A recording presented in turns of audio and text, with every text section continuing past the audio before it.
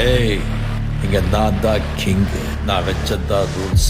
அந்த ரூல்ஸ் எனக்கு இஷ்டத்துக்கு அப்பப்போ மாத்திட்டே இருப்பேன். அது கப்சிப்புன்னு கேட்டு ஃபாலோ பண்ணணும். அதை விட்டுட்டு ஏதாவது அடாவடித்தலை பண்ண நினைச்ச உன்னை கண்ட துண்டமா வெட்டி கழிச்சு போட்டுடுவேன். ஹொக்கும், டைகர் கா ஹொக்கும்.